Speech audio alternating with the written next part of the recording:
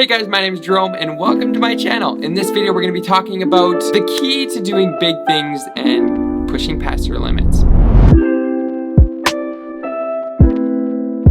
Okay, so I was having a morning prayer time this morning and there was something on my heart that I just wanted to talk about. If you're new here, I'm a young Catholic. I believe that living for God is the greatest adventure. This channel is all about becoming more fully alive, and consider subscribing if you want to be a part of a community of people who are all seeking the truth.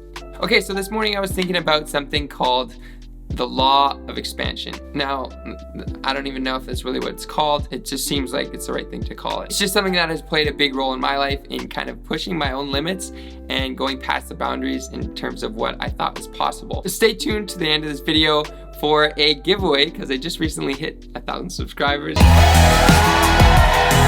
Thank you so much. And to see how this law of expansion plays a huge role in my faith life. Some people have been asking me like, how did you just go and run a marathon? Or why, like a couple days ago, I biked to Saskatoon, which is a 100-kilometer bike. And they're like, how did you just go and do that? How do you wake up at 5 or 6 a.m.? Well, I attribute it to this law of expansion in my life. So for example, in terms of running, this is the easy way to understand this. I used to think that 5 kilometers was a fairly long run, which it is, and it's a great run. It's still a big accomplishment. It's not about comparing. But once I learned about people and heard about people who are running 150 miles races, 150-mile races, and all these ultra marathons and stuff, I quickly thought about how possible it would be for me to run 42 kilometers, which is a marathon. So my mind was quickly expanded to what was possible. And I was thinking, okay, if people can run 150 miles, I think I could do 42 kilometers. You know what I mean? You see how that kind of, it's just an easy switch. And this applies to everything. I was learning, okay, I used to think that waking up at 8 o'clock was really early. Which it still is for some people. This is not about comparing. But once I learned and was reading about and met some people in my life who are waking up at like 4:35 every single morning, I was like, okay, I think I can wake up at 6:30. So for a while, I woke up at 6:30. And then once I started waking up at 5 every morning, I was like, oh, okay, well, I'll sleep in a bit and I'll wake up at 6:30 this morning. So it's just, I expanded my mind to what was possible and what people can do, right? And this is kind of what I think in my life has played a big key in kind of pushing past my limits and doing it in a step-by-step process, I guess. And this applies to everything. Some people were reading like a book a day, I knew, and close, or at least a book a week, and these were big books, and I was like, holy man, I thought reading a book a month was a big accomplishment for me, which it is, and it's not to downplay where you're at. You have to be extremely realistic with where you're at and what you can kind of push to achieve. But once I expanded my thinking of people who are reading a book a day in these massive books, I was like, okay, I can try and read a book maybe in 2 weeks, and it didn't seem so impossible, I guess. But the thing we have to also be aware of is this kind of law of expansion also plays a big role negatively in our lives, and it has in my life. Some people you can hear about, okay, this person buys like 50 pairs of shoes a year. I think I can buy 10. No, it's not. That's where you have to be careful of when it's been used, and this is kind of where how our world can kind of start to become more and more comfortable, is we hear of all these people having these extreme comforts and all these luxuries, and it's like, okay, well, I just have this, it's not that bad, right? And you use it in the opposite way, which can be dangerous. Same with sin, and we compare with sin of like, okay, this person did this, I'm only doing this, it's not that bad, right? So that's where we also have to be careful and notice this kind of law playing in our lives. You guys hear these beats? These are some of my buddy Zach's beats. It's my roommate, Chill's here. If you like him, go check him out. The link will be in the description. Another thing I want to mention is all of this and like pushing past your limits, you have to have a reason why to push past your limits. It's not easy to do that, and it takes kind of like some determination and perseverance. So a big thing you need to have is your why, or your reasons for doing that. That's a whole other separate video. Anyways, continue on. So it's important not to compare and not to use this as like a comparison or ever get discouraged of like, oh, these people are doing this much and I can't even do this.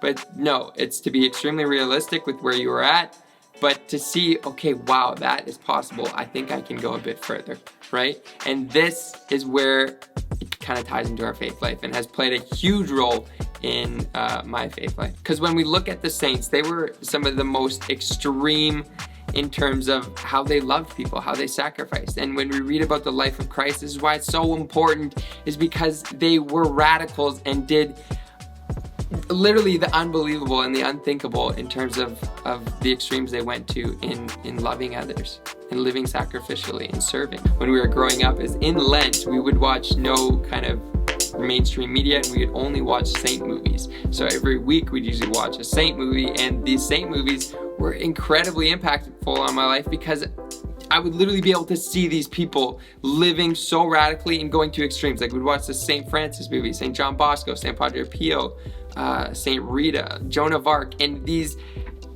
incredibly inspiring stories of how they pushed beyond the limits of what people even thought was possible. This is why the gospel is so radical. It's like when Jesus is preaching, when somebody slaps you in the face and you turn the other cheek, it's like, what? Why would you do that? But then you see kind of the effects of how powerful this can be.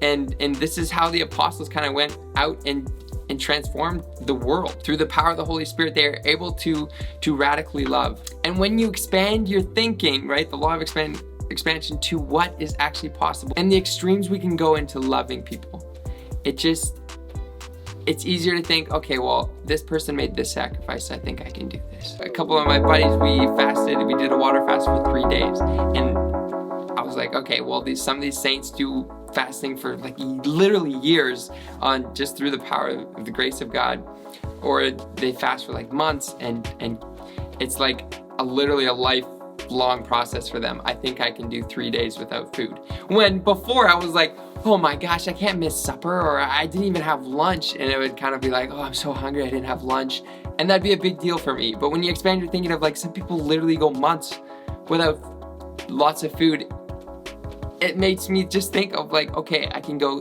literally 3 days or 74 hours without food and just water. This goes for anything. Like literally, if you think about sleeping, a lot of the saints didn't even have a bed. They slept with a rock for the pillow and just on the ground. Okay, well, maybe I can cut to my comforts and not have so many comforts. The ways of how extreme they were in humility. This is meant to inspire us. It's not meant to discourage us and like, oh man, I'm not even close to being as holy as some of these saints. But it's meant to see like, okay, that's what's possible.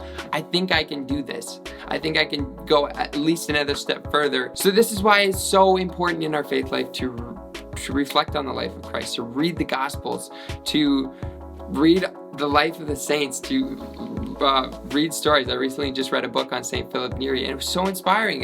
I forgot how much reading his saints, it sparks you, it ignites something new in you and makes you think about what's possible. When reading the life of St. Therese and Story of a Soul, of how she lived her life and how she was such a missionary even in that convent. She went to the extremes in terms of her prayer and her sacrifice and doing every single little thing for God. It's been a big deal in my life, I guess, in how important it is to expand my thinking, and this goes through all areas of my life, but especially in my faith life, and why I try and read lots of saint stories and watch movies. Me and my younger brother recently watched St. Francis, and you just get so inspired of how they live so radically. But okay, I just hit 1,000 subscribers recently, so thank you so much. That's exciting. And I wanted to give away these 3 books. It ties to this video.